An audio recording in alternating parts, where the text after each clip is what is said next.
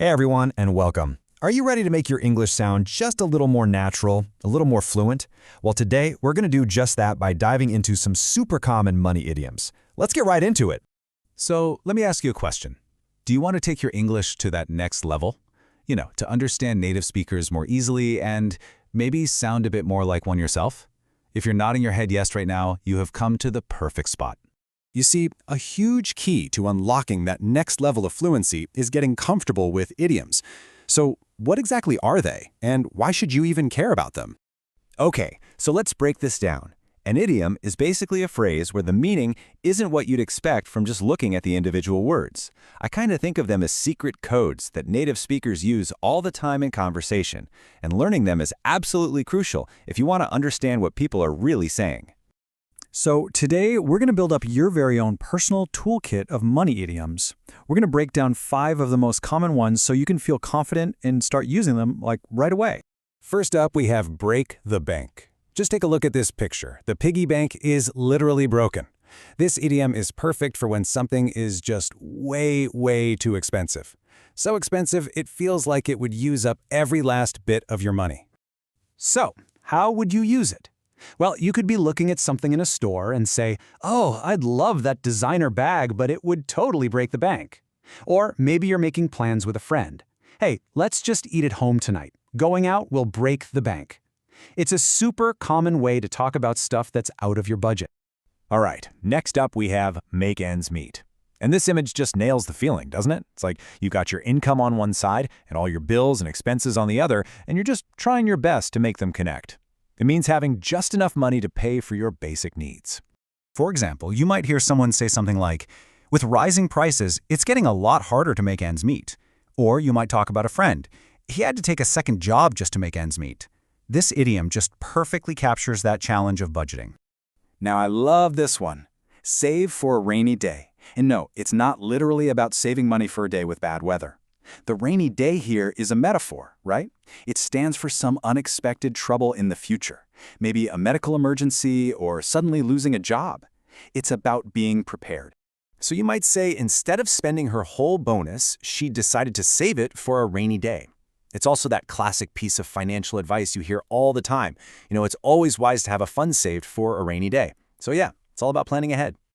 Okay, let's switch gears to something a bit more positive. Worth every penny. This is what you say when you've spent money on something and you have absolutely zero regrets. The experience or the item was so good that the cost was completely justified. Imagine you're telling a friend about a concert. The tickets were expensive, yeah, but the show was incredible, worth every single penny. Or hopefully you might say something like, "This English course was definitely worth every penny." It's just a great way to show you're really happy with a purchase.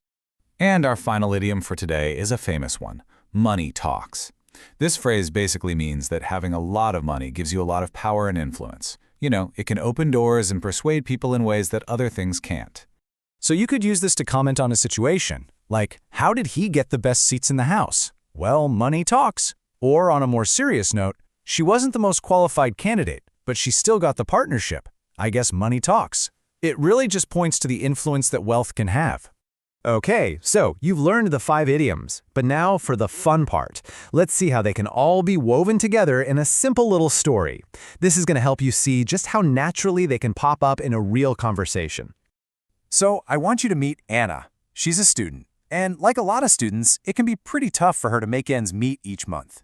She's dreaming about getting a new laptop for school, but she knows it would completely break the bank. So what does she do? Instead of getting that laptop and going into debt, she makes a really smart choice. She decides to take the money she has and save it for a rainy day. But she also invests a little bit of it in a new English course to help her skills. And after she finished it, she felt so much more confident. For her, that course was worth every penny. Awesome job keeping up with Anna's story. Now it's time to put what you've just learned to the test. Let's see how you do with a quick question. Ready? All right, here's the question. Anna didn't buy the expensive laptop because she knew it would A, make ends meet, or B, break the bank. Think back to her story for a second. What do you think? You got it. The answer is B. It would break the bank. See? You're already starting to think in idioms. That is fantastic. Okay, now we get to the most important part. Because learning these idioms is one thing, but using them is how you're really going to master them. So now it's your turn. So let's do one super quick recap. Today, you've added 5 really powerful idioms to your English toolkit. Break the bank, make ends meet, save for a rainy day, worth every penny, and, of course, money talks. And that brings me to my final question for you. This is your challenge. Which one of these idioms are you going to try and use in a real conversation this week? Just pick one, make it your mission to use it, and I promise you, you'll feel your English coming to life. Thanks so much for joining me.